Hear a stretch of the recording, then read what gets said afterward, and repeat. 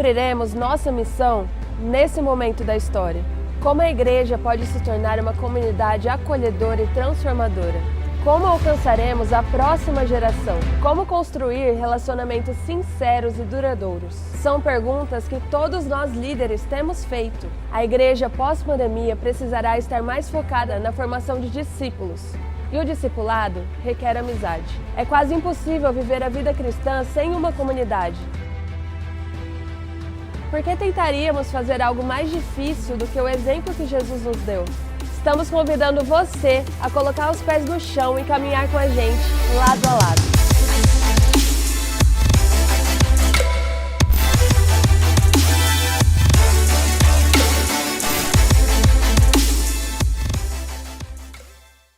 Série é uma das séries que eu tenho orado para tratar desde o ano passado, porque é uma série que eu considero muito necessária para a nossa vida como indivíduos hoje, seja você já um membro antigo de igreja, seja você alguém que nunca foi na igreja. Essa série é uma série de fato que vai trazer para nós algumas reflexões interessantes e ponderações, especialmente sobre o significado da caminhada com Deus e de fato o que Deus espera de nós. Não apenas isso, mas explica e vai explicar um pouquinho a razão, os motivos pelos quais nós temos vivido dias tão difíceis no sentido de relacionamentos. Então essa série, ela não é apenas um tema. Essa série é uma verdade que Deus nos convida para caminhar lado a lado. Lado a lado com Ele e lado a lado com outras pessoas. Essa dinâmica da caminhada lado a lado, ela tem sido um desafio no mundo polarizado como o nosso que nós estamos vivendo. Cada vez mais o mundo avança em tecnologia, mas ele diminui em relacionamentos. Não tem sido pouco comum a dificuldade de relacionamentos marcantes entre famílias, entre pessoas. A solidão e a caminhada sozinho e não lado a lado, ela tem se tornado quase que uma constante.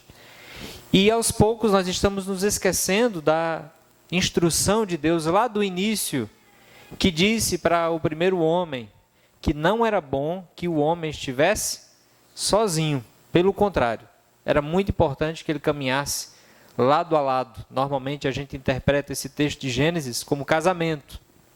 Mas na verdade Deus está falando ali de uma necessidade humana de relacionamentos. Quer você seja casado, quer você seja solteiro, não é bom que você esteja sozinho.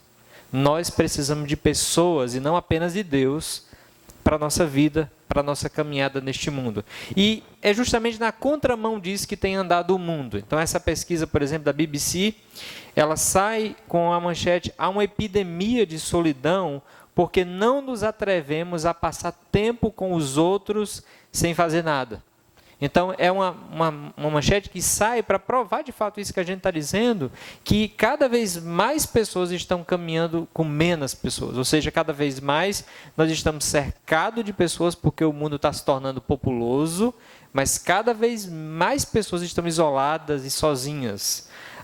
Essa pesquisa é uma pesquisa no contexto americano e ela sai dizendo que 3 em cada 5 americanos estão sozinhos, estão sentindo-se sozinhos, estão caminhando sozinhos. A pesquisa tem uma preocupação tão grande que esse rapaz, Vivek Murthy, eu acho que essa é a pronúncia, em maio de 2023 ele faz um edital, ele é cirurgião geral dos Estados Unidos e ele faz uma publicação demonstrando como a solidão ou como caminhar sozinho ele pode afetar grandemente e negativamente a vida de uma pessoa. Olha o que ele diz: os americanos se sentem solitários muito mais do que o habitual. E isso representa uma ameaça ao bem-estar físico e emocional, além de ser um enorme problema de saúde pública.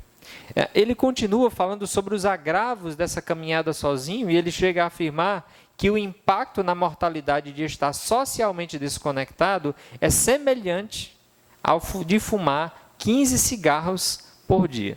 Então, fumar 15 cigarros por dia é quase que a mesma coisa em prejuízo do que caminhar sozinho. E se você tem dúvidas sobre isso, você desacredita do que ele está dizendo, qual é hoje a doença considerada mais grave da nossa sociedade? Depressão. E qual é a grande marca da depressão? Solidão. Mata. Mata muito mais do que nós imaginamos. E esse médico, então, também servindo ali no exército americano, ele faz essas divulgações. E o interessante é que, dentro da pesquisa, quem são os mais afetados? A mais afetados por esta tendência são os jovens, cujo tempo com os amigos foi reduzido a 70% nas últimas 2 décadas. Os jovens que estão tão conectados estão ficando cada vez mais desconectados. Mas deixa eu dizer uma coisa, isso não é só problema dos jovens. As crianças, desde cedo, elas estão recebendo os celulares dos seus pais, que estão conectando elas ao mundo. A gente bate no peito e diz, agora a gente está conectado, a gente está interativo. Mas, na verdade, os aparelhos e as mídias têm sido meios que têm desconectado as pessoas umas das outras e da caminhada lado a lado. Você pode ter até 1000 amigos, seguidores, curtidas, mas na verdade, na lida, você está caminhando sozinho. E é por isso que psicólogos, psiquiatras têm trabalhado intensamente para suprir uma demanda de mercado, que é a demanda da solidão. As pessoas estão caminhando cada vez mais sozinhas. Mas e na igreja? E no meio daqueles que são discípulos de Jesus? Isso acontece? Isso é uma tendência? Isso é uma luta? Isso é de fato uma possibilidade? Bem, se você acha que esse problema de caminhar sozinho é só uma questão das pessoas que estão lá fora e não das pessoas que têm um relacionamento com Jesus, deixa eu te mostrar essa pesquisa da revista Veja, que diz que milhões de evangélicos estão abandonando suas igrejas. Esse grupo de evangélicos que estão abandonando suas igrejas, estão decidindo caminhar com Jesus sozinhos, eles recebem o nome na teologia como desigrejados. O que é um desigrejado?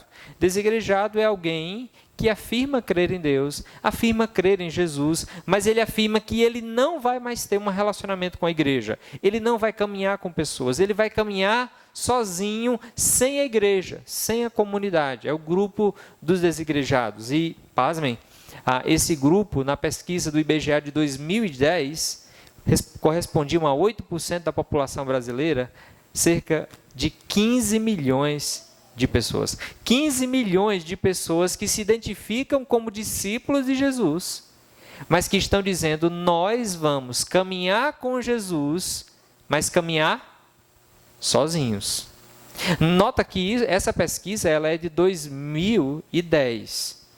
E hoje esse dado está muito pior. Ou seja, cada vez mais pessoas, inclusive discípulos de Jesus, têm decidido viver uma vida longe do contexto da comunidade. E aqui, por vários motivos. Alguns por erro próprio, por dificuldades próprias, outros por justa causa, como diz a história, porque estiveram em uma comunidade dita cristã, dita evangélica, e tiveram uma má decepção, foram roubados, furtados, foram traídos, tiveram uma experiência ruim e acham que igreja é isso, é aquele lugar que as pessoas só falam em dinheiro, só se preocupam com o interesse próprio e não tem nada a ver com a vida das pessoas que ali estão ouvindo. Então, pessoas diversas, que tiveram experiências diversas e que por conta de decepções estão dizendo, igreja não é para mim.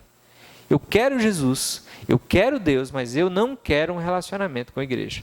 E essa tendência tem crescido tanto que até o Diário do Nordeste, né, lança essa enquete dizendo, olha, é possível ser cristão sem ir à igreja? Filme cearense explica quem são os desigrejados. Então tem até um filme feito por nordestinos. Tentei assistir essa semana, mas não consegui ainda. Mas essa semana está na lista, né? Eu quero ver os oxentes, os cabeças chatas. Eu quero ver como é que o nordestino vai falar de um assunto teológico. Eu estou curioso para assistir esse negócio. Eu recomendo você assistir. Mas o filme, nota, um filme dedicado para falar de milhares e milhares de pessoas que estão dizendo, eu quero Jesus, mas eu não quero a comunidade. Eu sou de Jesus, mas eu não pertenço a nenhuma comunidade. Bem, não é só os evangélicos, no geral, que têm vivido essa tensão de caminhada sozinho. Aqui é um dado, Um fato que ocorreu recentemente no contexto americano, né? Esse reverendo, esse pastor da igreja presbiteriana, ele pregou um sermão na sua igreja, costume, já há mais de 10 anos naquela igreja, pregando, um pastor bem quisto na comunidade, e ele prega naquela comunidade, e no final do culto ele diz: irmãos, essa é a minha última mensagem aqui, esse é meu último sermão. E, desculpe, é comum pastores de vez em quando sair de uma localidade para outra, e eles: irmãos, mas essa não é a minha última mensagem nessa igreja, essa é a minha última mensagem no ministério, estou deixando o ministério pastoral. E ele não estava deixando o ministério pastoral por pecado, mas na verdade ele estava abandonando o ministério pastoral. E parte desse abandono do ministério pastoral tinha a ver com algumas expectativas. Depois ele escreveu um artigo que está disponível, depois você pode procurar na internet e ler. E nesse artigo ele vai então explicar a razão dele estar deixando o ministério pastoral. Ele vai falar das expectativas em relação ao pastor. E eu sei que alguns de vocês estão vindo de igrejas que o pastor era aquele cara que era o dono da igreja, que ele tomava de conta, que ele era quem gerenciava tudo da igreja, o dinheiro, e usava todas essas coisas, inclusive as pessoas, para o seu próprio bem. E, infelizmente, existem falsas igrejas cujos pastores são, na verdade, lobos que se apropriam da função para usar as pessoas em seu próprio benefício. Eu sei que existe igrejas assim, mas deixa eu dizer uma coisa para você: existem muitas igrejas sérias. Essa não é a única. Existem muitas igrejas que têm comprometimento com o evangelho e cujos pastores servem a Deus com sacrifício, servem a Deus com esmero. E esse pastor é um deles. E ele explica então a razão de deixar o ministério. E ele explica as expectativas. O pastor tem que ser aquele cara que é um comunicador acima da média. Então ele tem que pregar bem todo domingo. Todo domingo ele tem que ter uma mensagem boa, uma mensagem que engaje, que conecte. Né? Interessante que os coaches, eles fazem ali 7, 8 mensagens. Se tiver algum coach aqui, leve em consideração isso. Eles fazem ali 7, 8 mensagens impactantes e eles pregam aquela mensagem durante 2 anos, 1 ano. E você vai num lugar, está lá ele pregando falando a mesma mensagem que ele deu em outro lugar, a mesma palestra, ele só ministra em lugar diferente. Pastor, não. Toda semana tem que ter uma mensagem, tem que ser uma mensagem nova, tem que ser cativante. Então, a expectativa ela é acima da média. E os pastores vivem isso toda semana. Pastor, além disso, é um executivo, é um organizador executivo. Ele tem que coordenar todos os departamentos. Ele tem que cuidar para que o negócio caminhe bem. Ele delega, sim, mas no final das contas, a responsabilidade é deles e ele tem que cuidar para que cada coisa ocorra bem, para que tudo funcione corretamente. Além disso, ele é um conselheiro, um mentor. Ele é aquela pessoa que as pessoas olham e dizem: aquele cara é a pessoa que tem todas as respostas para o meu problema. E ele, em muitas igrejas, inclusive o pastor é o único conselheiro, é a única pessoa que é procurada. E ai dele, se não tiver a resposta para os seus problemas. Ou seja, já imaginou você me procurar um dia? Pastor, eu estou com uma dúvida muito grande nessa área da minha vida. O que o senhor acha? E eu olhar para você e dizer: cara, eu não sei não, vamos orar. Já imaginou? Que decepção, pastor. O senhor tem que saber tudo da vida, o senhor tem que saber tudo da Bíblia. Já pensou um pastor que não sabe tudo da Bíblia, né? Tem que saber tudo, tem que saber tudo, tem que saber aconselhar todo mundo, tem que ter resposta para tudo. Expectativas além da média. Fundraiser, ou seja, tem que ser aquele cara que corre atrás de fundos, é aquele arrecadador de fundos. Você tem que fazer a obra dar certo, mas você tem que correr atrás dos recursos para que a obra dê certo, e muitas vezes termina saindo do seu bolso. É isso que um pastor sério faz. Pastores falsos tiram dos outros. Pastores sérios se sacrificam para que a obra de Deus e o reino de Deus aconteça. Ele tem que ser um gestor de recursos humanos. Imagine numa comunidade. Se você acha difícil trabalhar lá no seu trabalho, que você tem algum grupo de pessoas, imagine uma igreja. Você tem ali 50, 100 pessoas, 80, vamos pensar em pouco, 30 pessoas. No meio daquelas 30 pessoas, tem uns que têm um gosto. Tem outros que têm outro gosto. Quando a Bíblia diz aqui dali, é ótimo. A Bíblia diz que tem que ter pregação. Quem não gosta de pregação, fique em paz, pode ir embora se quiser, porque a Bíblia diz que tem que ter pregação. Mas e quando a Bíblia fala, quando a Bíblia não fala como é que a gente faz? Uns gostam de música lenta e outros gostam de música mais animada. Uns gostam de bater palmas e outros odeiam bater palma. Uns gostam da luz, outros dizem, eita, o mundo está entrando na igreja. E você é responsável por gerir tudo isso. Tudo isso está sobre um pastor.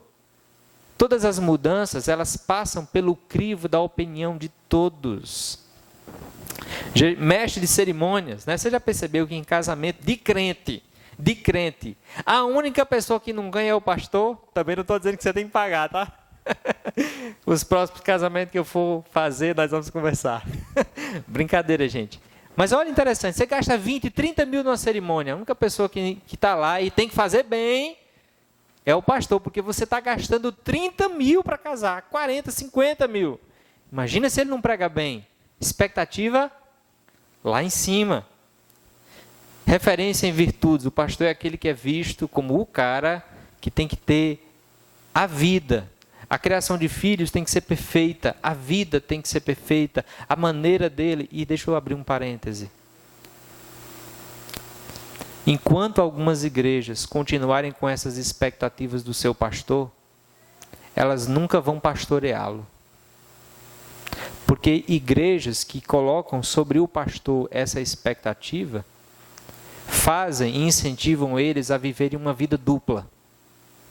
Finjo que sou porque preciso ser. E é por isso que muitas igrejas não pastoreiam seus pastores. Porque o pastor tem que ser o cara, não há espaço para a fraqueza dele. Sendo que um pastor, note bem, um pastor, seja ele qual for, ele é igual a todos vocês. As mesmas lutas, os mesmos desafios, precisando da mesma graça de Deus e apenas exercendo um valor ou uma função diferente da sua.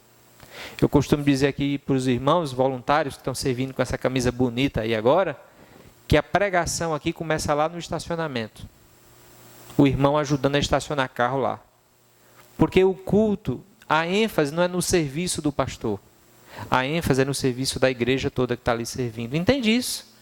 A expectativa demais sobre uma pessoa gera dificuldade. Sem falar que hoje em dia, com a tecnologia, ele tem que ter um teólogo, um pensador, tem que ser um influencer, tem que ser uma celebridade, tem que estar nas mídias. Tudo isso são pressões que esse pastor ele demonstra, ele fala da dificuldade que existe no ministério. E esse pastor ele não é isolado. O Instituto Barna é um instituto de pesquisa e ele lançou essa pesquisa que foi feita, né, falando de pastores que têm cada vez mais abandonado o ministério no contexto dos Estados Unidos. 42, olha os dados que essa pesquisa ela mostra, 42% dos pastores têm considerado deixar o ministério pastoral. 42% estão pensando em deixar. Isso significa que a cada 2 pastores, um está pensando em deixar o ministério. E a razão é expectativas irreais sobre o ministério pastoral. E daqui a pouco você vai ver que isso é fruto de um mau entendimento do que é a igreja. A gente não entende o que é a igreja e a gente coloca sobre pessoas expectativas irreais que não são bíblicas. 42% pensando em deixar. 56% sentem-se altamente estressados. Embora você saiba que isso não é comum só a pastores, vocês também vivem isso. 43% se sentem sozinhos e isolados. 38% estão feridos pela polarização política e conflitos. É uma pesquisa recente. Então fala de que pastores têm sofrido por causa da polarização política. Mas graças a Deus no Brasil a gente não tem esse problema, né? Esse negócio de briga com política, graças a Deus, isso aqui é só nos Estados Unidos. Aqui a gente está livre disso. Até engasguei. Aqui nenhum pastor teve problema na época da pandemia. Por exemplo, se o pastor vai lá e prega na pandemia não, na época das eleições, o pastor vai lá e prega para você saber votar, e ele fala alguma coisinha que você pensou que ele é da direita, esse pastor falando de política no culto. Aí o seu pastor decidiu, rapaz, eu vou me meter nessa encrenca nada, eu não vou nem falar de política aqui na igreja. Aí o que é que a outra pessoa diz? Esse pastor é de esquerda, por isso que ele não está falando de política na igreja. Ou seja, não tem para onde se livrar. Se correr o bicho pega, se ficar o bicho come. Polarização política. E nota, A polarização política, não que a gente não seja políticos, seres humanos políticos, mas a polarização política reflete uma falta de foco. A gente perdeu o foco. A gente perdeu o foco. E nota, último dado apresentado aqui, 29% estão infelizes pelos efeitos do ministério em suas famílias. Quantas e quantas vezes não tem pessoas que comparam os filhos do pastor? Filho do pastor. O filho do pastor. Né? A esposa do pastor. Meu irmão, a esposa do pastor é igual a sua esposa, viu? Os filhos do pastor é igual aos seus filhos. Os mesmos desafios. A única questão, a única diferença é que estão sobre luzes. Que, na verdade, são responsabilidades. Gente, por que eu estou dizendo isso? Porque isso explica como pessoas boas têm deixado o ministério. E a gente tem que orar por isso, mas isso também explica um erro que tem a ver com o lado a lado, que tem a ver com a definição. Por exemplo, o que é isso? O que é isso aqui? Hein? Isso aqui é o quê? Essa pergunta ela é muito interessante. Obrigado. Não vou mais falar de política, se eu falar engasgo, viu? Mas essa pergunta, ela é interessante, essa imagem ela é interessante porque ela serve para nós, para uma pergunta que é pertinente porque tem a ver. O que é verdadeiramente igreja? O que é igreja? Você olha para essa imagem, ela pode ser uma igreja. Pode? Pode ser um show? Pode ser um bocado de coisa. Mas nota que essa imagem é apenas uma imagem figurativa, mas essa imagem reflete muitas vezes o conceito que nós temos de igreja. Qual é o conceito de igreja muitas vezes? Um grande auditório, um espetáculo musical, música e palavra impactante. Note bem a ênfase. Auditório, música e palavra impactante. Isso muitas vezes é definido como igreja. Agora, deixa eu dizer que você está vendo a imagem de uma igreja aí, worship, né? Daquelas bem animadas, né? Bem iluminada e tudo mais. Mas deixa eu dizer uma coisa, isso não tem a ver só com essa igreja. Se você vem de uma igreja bem tradicional, que as paredes são tudo branca, que não tem iluminação, é a mesma coisa. Um auditório, música e palavra. Ou seja, igreja é auditório, música e palavra impactante. Ou seja, quando a gente pensa em igreja, a gente pensa num local que tem um pregador, que tem programas e que tem um prédio. Essa é uma definição, inclusive americana, e que vem para o Brasil, porque o Brasil pega muito as influências americanas, boas e ruins, mas esse é um conceito que a gente tem que refletir. O culto ou uma igreja é um ambiente voltado para um pregador, para responder a um programa, e em um prédio, quando a gente vai para a Escritura, a gente vê isso, e aqui novamente, pense numa igreja worship, dessas igrejas mais contemporâneas, totalmente contemporâneas, e pense numa igreja bem tradicional. Muitas delas têm a mesma coisa em comum. Elas estão em um prédio e o alvo é ouvir uma pregação e música. Seja música worship, seja música os hinários do cantor cristão. A grande questão aqui é o que é igreja. E deixa eu dizer o perigo disso. É porque um auditório, quando a gente fala grande auditório, você pode pensar num auditório para 50 pessoas, ou para 100 pessoas, ou para 3.000 pessoas. Um auditório. O auditório, ele é o lugar de impessoalidade, ou seja, nós estamos aqui, eu estou ministrando para vocês, mas nesse momento não está tendo relação pessoal. Compreende isso? Nesse momento você não está se relacionando com ninguém, você está num auditório. E o auditório é um ambiente, é um lugar para impessoalidade. Pense na música. A música é uma coisa que nós usamos para adorar a Deus, mas a música também é um consumo. De que maneira? Que você vem aqui para a igreja ou vai para qualquer outra igreja e a música que você ouve você se edifica porque você gosta de música. E aí se você gosta, por exemplo, de música lenta, e você vai para uma igreja que canta as músicas lentas, aí você se edifica, você está consumindo, se edificando porque você gosta daquelas músicas. Se você gosta de músicas mais animadas, e aí você ouve aquela música animada, e aí você está consumindo, você está se edificando. Mas nota que esse momento da música, claro que é um momento, deve ser um momento de louvor a Deus, mas também é um momento de consumo. E a palavra impactante é o momento de uma pessoa falar. Mas nota, uma pessoa falar não é discipulado bíblico. Porque o discipulado bíblico é um fazendo o discípulo com o outro. Então note uma coisa, se você reduz igreja a culto, você não define igreja biblicamente. Porque esse culto aqui não define que você faz parte da igreja. Você pode toda semana vir para esse culto, e que não é coisa ruim, é coisa boa. Mas você pode estar toda semana no culto aqui, e você está ouvindo uma palavra, você está cantando, você está num espaço bom, aconchegante. Essas coisas são ruins? Não, essas coisas são boas, devem ser feitas para a glória de Deus. Mas essas coisas definem uma igreja? Não, não define. O culto não define uma igreja. Ser igreja não é fazer culto. Ser igreja não é participar de um culto. Seja ele contemporâneo ou tradicional. Não importa. Seja um auditório de 3.000 pessoas. Seja um auditório de poucas pessoas. Seja uma igreja que domingo as pessoas vão lá para a igreja e elas pulam, e elas cantam, e elas se alegram, e elas celebram naquele louvor alto. Seja uma igreja tradicional, que as pessoas vão para lá no domingo, elas cantam os hinos, elas se reúnem sábado, segunda, quarta, quinta, semana todinha.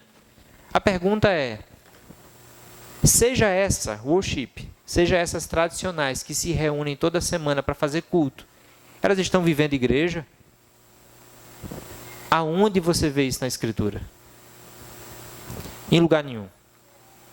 Em lugar nenhum na Escritura você vê igreja sendo definida por prédio, sendo definida por uma pessoa e sendo definida por programação. Pelo contrário, a igreja, ela é pessoas relacionando-se umas com as outras. Aqui deixa eu dizer o que é que eu quero dizer nessa noite.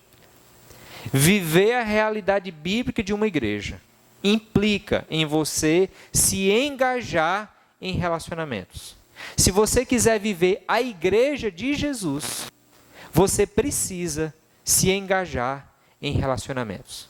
Se você vier durante esse ano inteiro para um culto, e eu encorajo você a fazer isso, mas você entenda que o culto não define a vida de um discípulo de Jesus, um participante, um membro da igreja. Porque ser igreja implica em ter relacionamentos. Por quê? Por que é assim? Porque esse é o verdadeiro significado da palavra igreja. O significado da palavra igreja tem a ver com ajuntamento, com chamados, com pessoas que são chamadas para estarem juntas. Inclusive, a salvação, ela nos livra do nosso isolacionismo, da nossa caminhada individual, e ela nos aproxima. Ou seja, a igreja é o ajuntamento de pessoas, não só no culto, mas na vida, lado a lado. E isso é muito importante, e eu quero pedir a sua atenção aqui. Porque quando a gente pergunta o que é igreja, a gente tem muita dificuldade. Dê um Google e diga assim, Google, igreja. Ou o que é igreja? Sabe o que você vai encontrar? Você vai encontrar isso aqui. É isso aqui que você vai encontrar. Quando você procura o que é igreja no Google. Quando você procura o que é igreja no Google, você só vai encontrar essas imagenzinhas aqui. E isso é um problema, concorda? Porque no início da igreja, quando você falava igreja, às vezes, igreja, você pensa em quê? Em prédio. Isso não é igreja. Prédio não é igreja. Igreja, você pensa em culto. Não é culto. Deixa eu tentar trazer para você um pouquinho de lucidez sobre isso, e aqui você tem que ter ânimo aqui para você não se cansar. A Bíblia inteira ela é dividida, é uma Bíblia, é um livro só, mas ela é dividida em Antigo e Novo Testamento. Isso aqui é muito importante. O Novo Testamento fala do início, né? Basicamente, o Antigo Testamento vai até o nascimento de Jesus. E do nascimento de Jesus em diante é o Novo Testamento. No Antigo Testamento, Deus chamou um homem. Esse homem se chamava Abraão. E Deus chamou Abraão e disse: Abraão, saia da sua terra, porque eu vou fazer de você uma grande... Note bem, Deus chama um homem e ele diz: desse homem, eu vou fazer uma grande nação. Deus não quer caminhar só com um homem. Deus não quer caminhar só com uma pessoa. E Deus nem chama uma pessoa para alcançar só aquela pessoa. Deus chama uma pessoa para alcançar outras pessoas. E Deus chama Abraão. E de Abraão, Deus faz a nação de Israel. A nação de Israel, ela começou com um homem, mas não parou em um homem. E da nação de Israel, Deus disse: esse povo é o meu povo. Porque a ideia de Deus é povo, é gente, é comunidade. E aí Deus forma o povo de Israel. O povo de Israel, note bem, porque era povo, adorava. E aonde é que eles adoravam? Deus orientou que eles deveriam construir um lugar chamado tabernáculo. Posteriormente, depois Davi desejou construir um templo. O que era um templo? No Antigo Testamento. Note bem, no Antigo Testamento, um templo era uma construção. Inicialmente foi o tabernáculo, depois foi uma construção feita por Salomão, filho de Davi, e esse templo foi construído igual ao tabernáculo, porque aquele templo seria o lugar que Deus habitaria. Então tinha o povo de Deus e Deus habitaria no meio deles. Ou seja, Deus habitaria no meio do povo de Israel. Olha esse texto. Êxodo 25:8. Instrua os israelitas a construírem para mim um santuário, para que eu viva no meio deles. Onde é que Deus viveria? No meio. Guarde isso. No Antigo Testamento, Deus vivia no meio do povo. Eram 12 tribos. O tabernáculo ficava no meio das 12 tribos e Deus habitava ali. Ali era o lugar que ninguém entrava, ali era o lugar sagrado, ali era o lugar que ninguém fazia coisa. Ali todo mundo agia com todo cuidado, porque ali era o lugar que representava a presença de Deus. Isso aonde? No Antigo Testamento. Aí vem o Novo Testamento.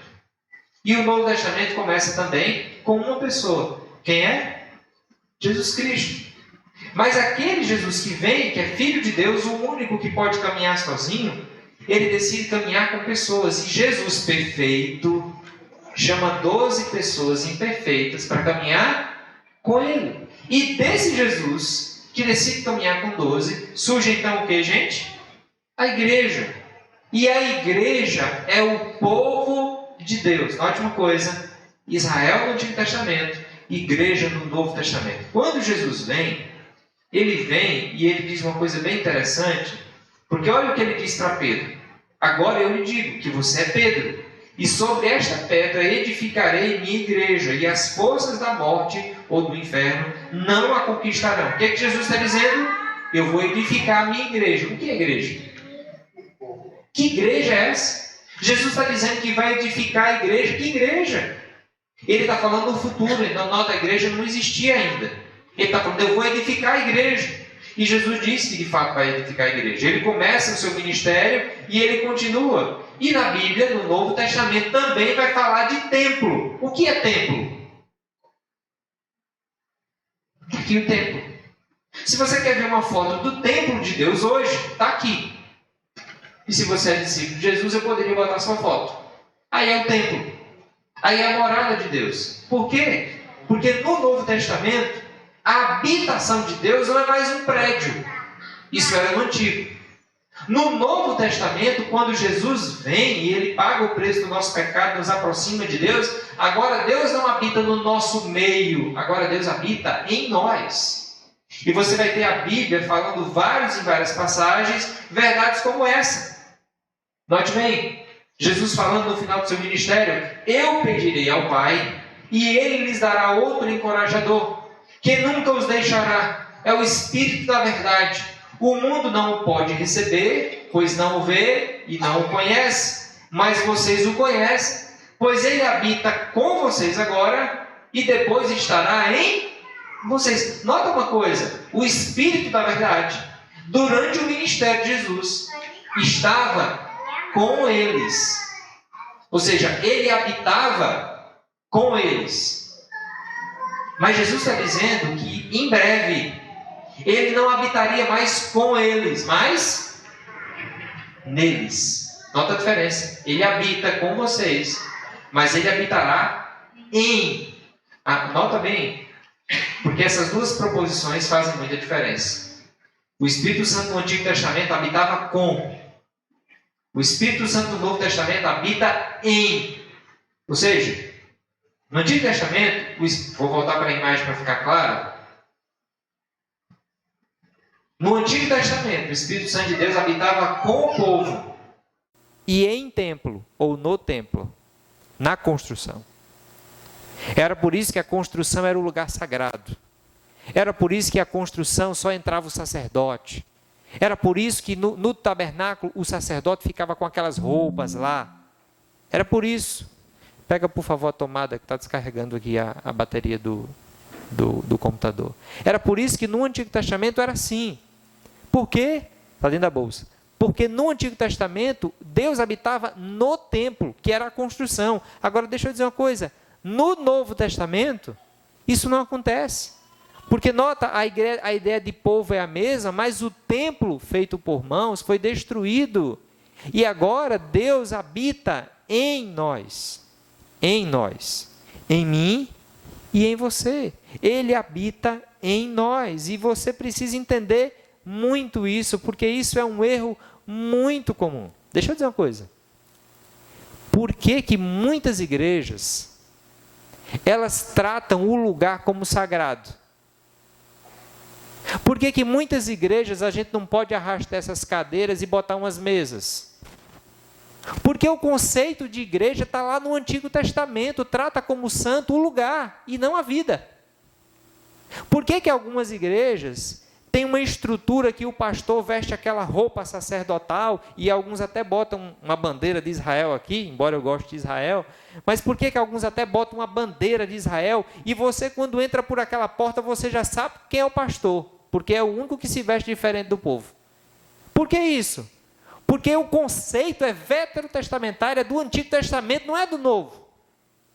Por que a oração do pastor em algumas igrejas vale mais do que a dos membros? É porque o conceito é lá do Antigo Testamento, não é do Novo. E isso é um equívoco.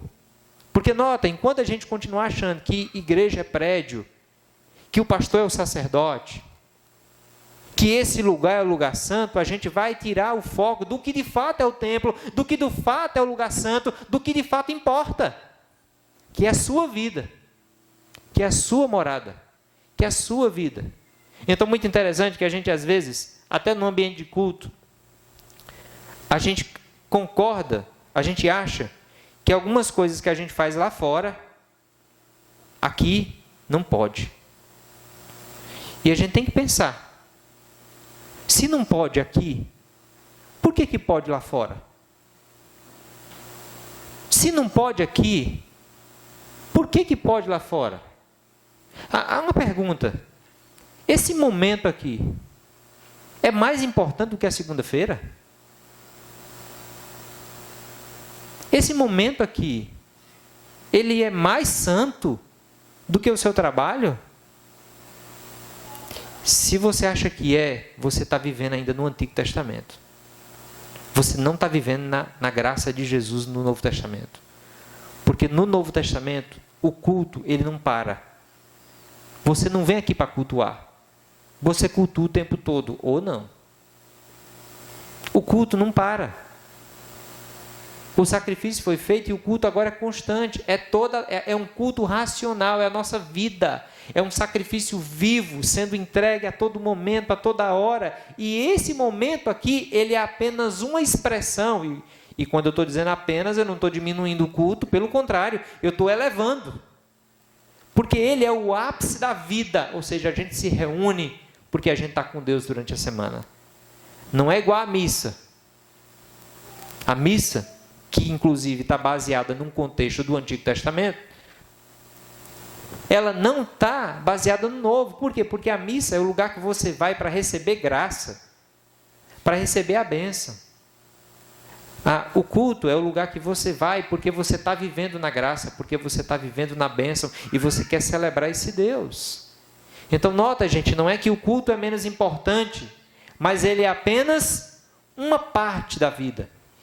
O culto não é o que faz a igreja. O culto é a consequência de ser igreja. Eu sou igreja. E porque eu sou igreja, eu estou no culto. Mas o fato de eu estar no culto não me torna igreja. Igreja é muito mais do que culto. Tem muita gente frequentando culto e não é igreja. Tem muita gente sendo parte de um público, mas não é e não tem sido um discípulo de Jesus engajado na missão que Deus tem nos dado. Então, muito cuidado, porque isso aqui, inclusive, é um problema dos desigrejados, porque eles dizem assim: no Antigo Testamento tinha o templo, hoje não tem mais templo, eu adoro Deus em minha casa. Ei, você adora Deus em casa mesmo. Só que o que foi removido foi a construção, não o povo. Nota, e aqui, eu preciso usar isso aqui, nota uma coisa, a construção, ela já era. Não tem mais um prédio que é o prédio, que é a igreja. Aqui é o Espaço Esperança, aqui não é a igreja. Aqui é a igreja quando a igreja está aqui. Aqui é um prédio, uma construção. Então, prédio nós não temos mais. A ideia de prédio, de templo, construção foi eliminada. Agora, quem é prédio, quem é templo é o nosso corpo, mas a ideia de povo não. O que é que isso muda? Muda uma coisa. Você não tem mais um prédio que é santo, a sua vida é santa. Só que se a sua vida é santa, você faz parte de um povo santo. No Antigo Testamento, o israelita fazia parte do povo Israel, o povo santo. A igreja não é ser de Israel, é você crer. Quando você crê em Cristo, quando você crê em Jesus, você faz parte da igreja, de um grupo de discípulos de Jesus. E se você é discípulo de Jesus, você está preso, amarrado, no nome de Jesus. Há uma comunidade de discípulos de Jesus que vão caminhar com Ele, ou seja, Jesus continua chamando discípulos. Jesus continua como chamou os 12, dizendo: ei, me siga. E quando Ele te convida para seguir, Ele te convida para caminhar lado a lado com outros discípulos, e isso é ser igreja. Quando a gente lê, nos 3 primeiros séculos da igreja, aonde a igreja estava? Ela estava lá. Um grupo de discípulos de Jesus, reunidos, aonde? Nas catatumbas dos cemitérios, porque senão eles eram perseguidos, nas casas, no pátio do templo, em vários lugares eles se reuniam para adorar, porque a igreja está junto. Igreja é comunhão, igreja é participação, igreja é você viver vida na vida, isso é igreja. Igreja não é show. Igreja faz show. Igreja faz culto, igreja faz celebração, igreja faz festa, mas isso não é ser igreja. E é por isso que a nossa igreja, embora a gente dê uma ênfase importante no culto, mas a gente deixa claro que você venha para o culto, faz parte do processo, inclusive, de um discípulo, mas não para aí. Não para no culto, não para em cantar, não para em ouvir, não para em celebrar. Se envolve lado a lado, porque isso é de fato ser igreja. Gente, isso é ser igreja. O que mais Deus ama são pessoas. E quando Deus salva uma pessoa, Ele conecta essa pessoa com outras pessoas. Então, o meu propósito nessa noite é dizer para você que se você quiser viver verdadeiramente o significado verdadeiro de ser igreja, igreja de Jesus, igreja que vai ser levada para o Jesus para ter uma vida com Deus eternamente, você precisa se engajar em relacionamentos. Saia do evento, vem para relacionamento. Não frequenta apenas evento, vem para relacionamento, porque o nosso Deus, Ele é um Deus relacional. E aqui, a gente sempre abre num texto da Bíblia, mas deixa eu passar rapidamente só em alguns textos para mostrar isso. A igreja é a comunidade dos discípulos de Jesus. Olha, igreja é comunidade. É comunidade dos discípulos, é ajuntamento. Quer esteja aqui, quer esteja em outro lugar. É uma comunidade que você conhece, que vocês fazem parte, isso é ser igreja. E todas as vezes que você fizer a pesquisa lá na Bíblia, igreja, e você lê, você vai ver que quando o nome igreja é citado, está falando de um grupo de pessoas. Quer ver algumas? Olha esse texto, Mateus 18, a gente já viu. Eu lhe digo que tu és Pedro, e sobre esta pedra edificarei minha igreja. O que Jesus estava pensando? Num prédio? Não, ele estava pensando num grupo de pessoas que iria crer nele, amá-lo e caminhar lado a lado. Olha esse outro texto, que fala que Saulo estava perseguindo a igreja. Olha, Saulo, porém, procurava destruir a igreja. Isso foi lá no início. Destruir a igreja? Como assim? Destruir o prédio da igreja? Não, nem existia. Ele queria destruir a igreja. E o que era a igreja, gente? Olha aí para o texto. O que era a igreja? Me ajuda aí. O que era a igreja? Homens e mulheres. Homens e mulheres eram a igreja. É isso que é a igreja. Nós não podemos reduzir a igreja a um espaço. Nós não podemos reduzir a igreja a um culto. A igreja é muito mais do que isso. A igreja é homens e mulheres conectados durante a semana, envolvidos vida na vida, lado a lado, se edificando e fazendo a obra de Deus. A pandemia deixou um grande ensinamento, vários. Sabe um deles? A gente não sabe o que é igreja. E nem eu sabia. Era pastor e não sabia o que era igreja. Porque um dos meus sofrimentos no período da pandemia é: estão fechando a igreja. E fizeram errado mesmo. Algumas foram exagero. Mas não fecharam a igreja. Isso era um mau entendimento. Não estão fechando a igreja. Estão fechando o quê? O prédio. Mas quando você tem uma eclesiologia, uma igreja, uma visão de igreja do Antigo Testamento, fechou o prédio, fechou o quê? A igreja. E o pior que isso é verdade. Sabe por que é verdade? Porque muitas igrejas hoje se resumem ao prédio. Porque muitas igrejas hoje só estão aqui no prédio. A gente está em plantação e essa é uma dificuldade nossa. Porque é muito fácil vir fazer culto no prédio. Difícil é ir trabalhar lá no residencial. Difícil é ir para o Pomares. Difícil é levar pessoas por vida na vida, para um pequeno grupo. Isso é que é difícil. Porque nós estamos acostumados a ser igreja dentro do prédio. Mas isso não é igreja. Isso é Antigo Testamento. Aí na pandemia, Deus me ensinou que a igreja não se resume a prédio. Sabe de outra coisa? A pandemia também nos ensinou que a gente não está pronto para uma perseguição, não. Porque a gente só sabe ser igreja numa democracia. A gente só sabe ser igreja se a gente tiver um presidente crente, ou parecido com um crente. Mas a igreja foi igreja durante a maior parte do tempo, quando estava no Egito, não tinha igreja no Egito, mas o povo de Deus, Israel, foi povo de Deus no Egito. O povo de Deus, Israel, foi povo de Deus da Babilônia. O povo de Deus foi povo de Deus espalhado. A igreja foi igreja lá no Império Romano. Perseguida. Foi igreja, porque igreja não é um lugar. Igreja é uma comunidade que ninguém para se estiverem comprometidos com Jesus. Olha esse outro texto. Maridos, cada um ame a sua esposa como Cristo amou a igreja e se entregou por ela. Cristo amou a igreja. Quem que ele amou? Prédio? Não, gente. Pessoas ele amou, gente. A igreja é gente. Por isso, nos orgulhamos de falar a outras igrejas de Deus por sua perseverança e fidelidade em todas as perseguições e aflições que vocês têm sofrido. Olha, igrejas de Deus espalhadas. O que era igreja de Deus espalhadas naquela época?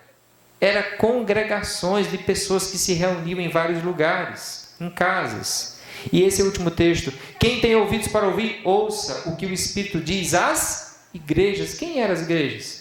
As comunidades, a igreja de Éfeso, as igrejas de Esmirna, as igrejas. O Espírito fala às igrejas. Gente, igreja é a comunidade dos discípulos de Jesus em missão no mundo. Então deixa eu lhe dizer uma coisa. Se você não estiver fazendo parte de uma comunidade que você identifica, que é minha família, você não está vivendo igreja. Se você conhece o Evangelho, se você tem a convicção do Evangelho de Jesus, se você já se identifica como um crente em Jesus, mas se você não faz parte de nenhuma igreja, se você não tem uma igreja, uma comunidade para dizer, essa é minha igreja, é aqui que eu sirvo, é aqui que eu amo, é aqui que eu sou amado e cuidado, você ainda não vive igreja.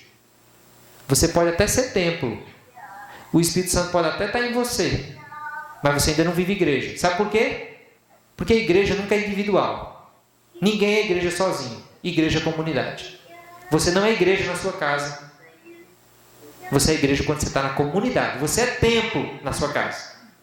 Mas igreja você é quando a igreja está reunida em comunidade. Isso é igreja. E é para isso que Deus nos chama. Para viver igreja. Para viver em comunidade. Para fazer parte. Gente, eu acho muito fantástico isso. Porque Deus ama a gente. Então nota uma coisa. A sua vida não pode ser só a sua vida. Tem que estar caminhado lado a lado com outra pessoa. Leia as Escrituras que você vai ver que na Bíblia tudo é plural. Deus é plural. Ele é Pai, Filho e Espírito Santo. Ele caminha lado a lado com a Trindade. Esse Deus decidiu caminhar conosco. Por que você vai caminhar sozinho?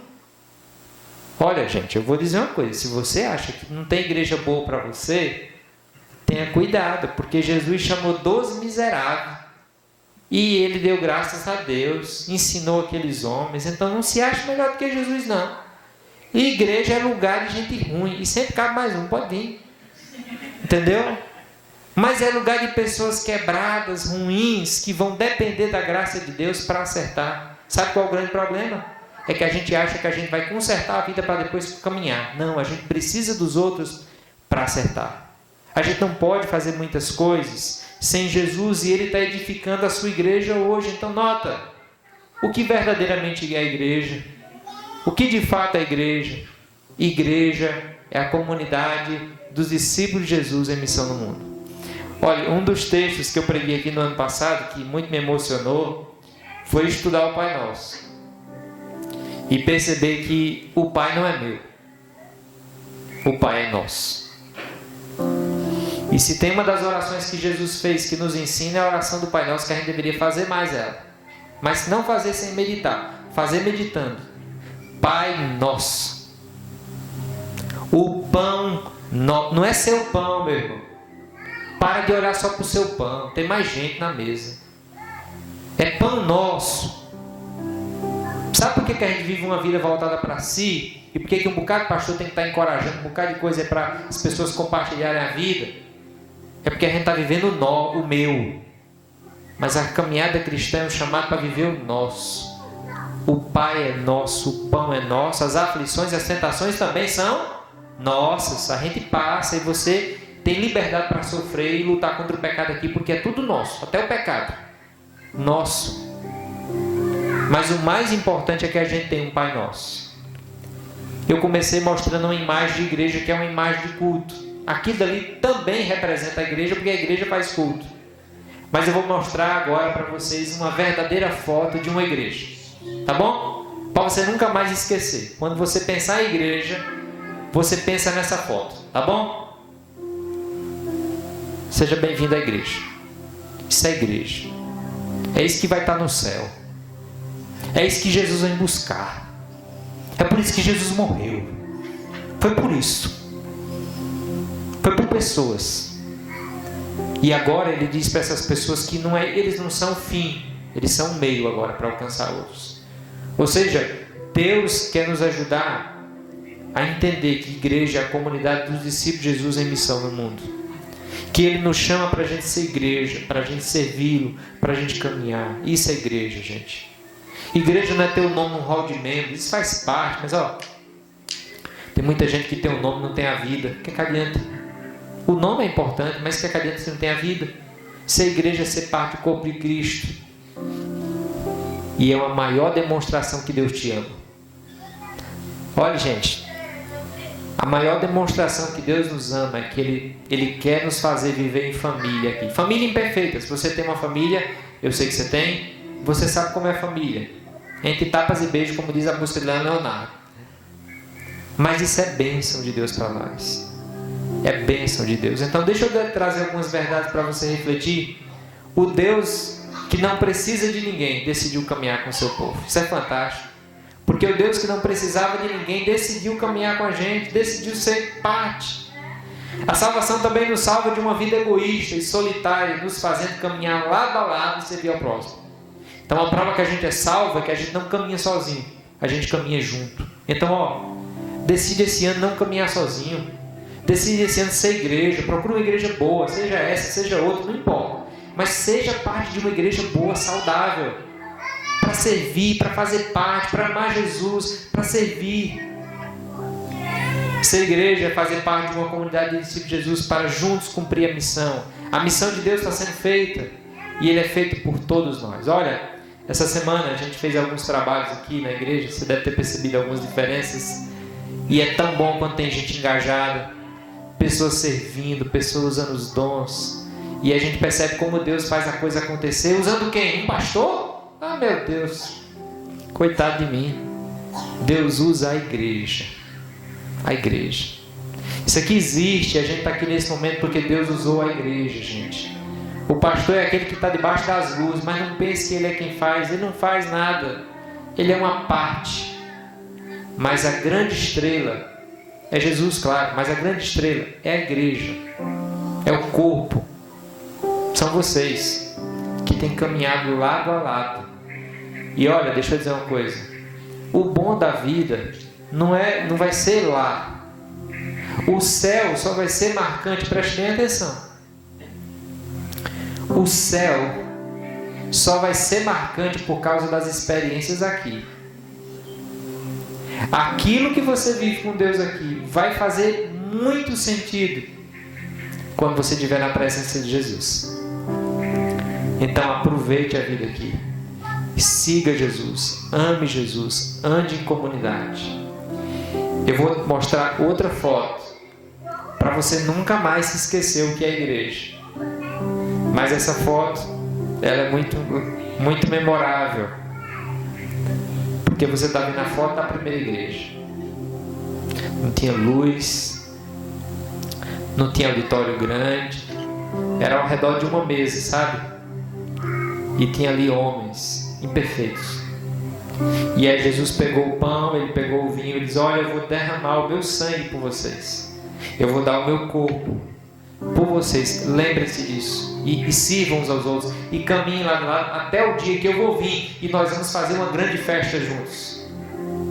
A ceia do Senhor é uma lembrança para nós do que verdadeiramente é a igreja, e nós vamos celebrar a ceia do Senhor hoje, agradecendo porque foi por causa da morte de Jesus que nós podemos caminhar com Deus, nós podemos caminhar lado a lado. Mas hoje eu quero convidar você a fazer uma reflexão. Se você realmente participa da igreja, note, eu não estou perguntando se você já crê em Jesus. Eu estou perguntando se você é a igreja, se você faz parte da igreja. A ceia do Senhor é para a igreja, é para quem faz parte da comunidade.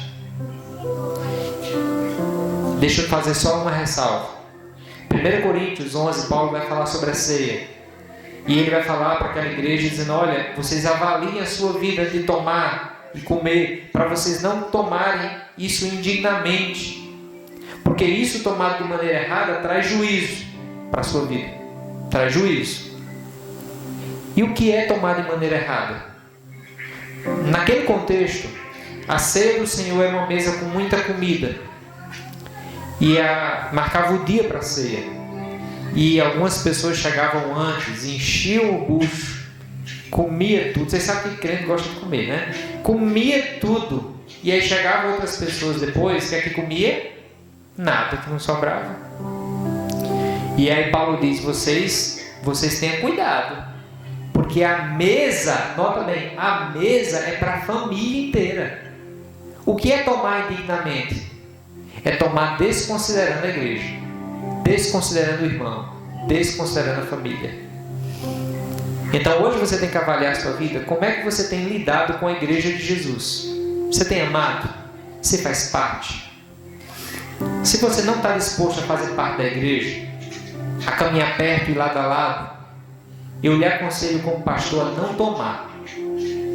Porque tomar a ceia do Senhor dizendo não para viver em unidade é tomar juízo. Mas se você está comprometido nesse ano, você já é discípulo de Jesus, você já creu em Jesus, já faz parte já é um crente em Jesus, tem caminhado com Ele, e você caminha ou está decidido a caminhar com a igreja de Jesus, você é convidado a tomar. Porque a ceia não é para quem está vivendo perfeito. A ceia é para quem quer viver de maneira reta. E é por isso que Paulo diz: portanto, avalie-se e beba. Ou seja, eu me avalio. Se eu estou precisando melhorar, eu me arrependo, eu me comprometo e bebo. porque a mudança já aconteceu no meu coração. Entende a ideia? A mudança já aconteceu no coração. Mas se a mudança não passa no coração, aí Paulo diz, avalie. Porque quem come e bebe indignamente, come e bebe juízo para si. Queria orar. Ó Deus, muito obrigado, Senhor, pelo privilégio que nós temos de ter o Senhor como nosso Salvador. De ter Jesus Cristo que veio morrer na cruz do Calvário por nossos pecados. Nós te damos graças, Senhor, e nós te louvamos. Nós não merecíamos, Senhor, um Deus tão grandioso se aproximar de nós, mas o Senhor se aproximou. Ó Deus, que o teu nome seja louvado, que o teu nome seja engrandecido e que nós possamos, Senhor, desfrutar neste ano de 2024 de uma caminhada intensa com o Senhor, de uma vida contigo. Deus, nos ajuda nisso. Que o Senhor fale ao coração de cada um, Senhor, aqui. Que não apenas possamos crer no Senhor, mas que nós possamos caminhar lado a lado uns com os outros, sendo igreja, na alegria do sofrimento, Senhor, se doando, se entregando para que o teu reino cresça. Deus, nós te bendizemos pelos alimentos da ceia, pão, vinho.